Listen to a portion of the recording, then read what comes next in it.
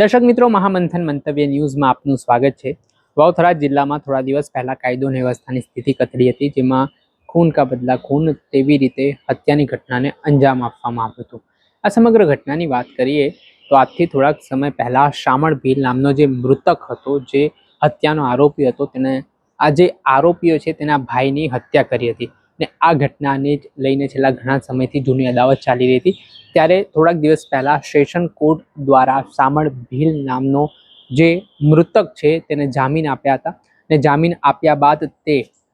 જે વાવ-થરાદ જિલ્લાના લાખણી તાલુકાનો કુવાણા ગામ છે ત્યાં સાંજના સમય જઈ રહ્યો હતો। આ દરમિયાન સુજા ગોહિલ, શિવા ગોહિલ અને કિરણ ગોહિલ નામના શખ્સો છે તેઓ પહેલાથી જ પોતાના ભાઈની હત્યાનો બદલો લેવા માટે ષડયંત્ર ઘડી રહ્યા હતા ને રેકી કરવામાં આવી હતી। ત્યારે સાંજના સમયે આ જે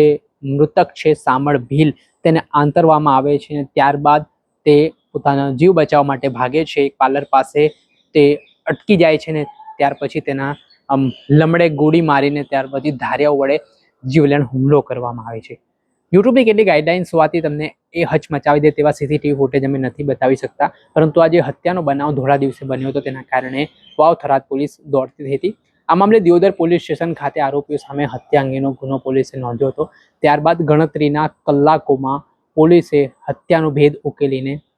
5 આરોપીઓ જે હત્યાકાંડમાં સંડોવાયેલા હતા તે તમામની ધરપકડ કરવામાં આવી અને આ ધરપકડ કર્યા બાદ આ જે આરોપીઓ છે તેમણે જામીન પર છૂટેલા આરોપીએ જે અગાઉ એક હત્યા કરી હતી તેનો બદલો લીધો હોવાની વિગત ચોંકાવનારી સામે આવી। જે બાદ આજે આરોપીઓને ઘટના સ્થળે પોલીસ રિકન્સ્ટ્રક્શન માટે લઈ ગઈ અને સમગ્ર ઘટનાને લઈને માહિતી મેળવી, કઈ રીતે હત્યાની ઘટનાને અંજામ આપવામાં આવ્યો હતો, કે કેવી રીતે પ્લાનિંગ ઘડવામાં આવ્યું હતું, કયો સ્થળ હતો, એ તમામ જગ્યા ઉપર જોઈ શકો છો આપ દ્રશ્યમાં કે દિયોદરના પોલીસ ઇન્સ્પેક્ટર અને સ્ટાફની હાજરીમાં સમગ્ર ઘટનાનું પંચનામું કરવામાં આવી રહ્યું છે ને આ હત્યાનો બનાવને લઈને હવે આરોપીઓ સામે કડકમાં કડક કાર્યવાહીનું આશ્વાસન છે પીડિત પરિવારને હાલ પોલીસે આપ્યું છે ને રિકન્સ્ટ્રક્શનના ભાગરૂપે જ્યારે આરોપીને લઈ જવામાં આવ્યા ત્યારે મોટી સંખ્યામાં કુવાણા ગામના લોકોના ટોળે પણ ઉમટી પડ્યા હતા અને હાલ હવે પોલીસે કાયદેસરની કાર્યવાહી હાથ ધરી છે।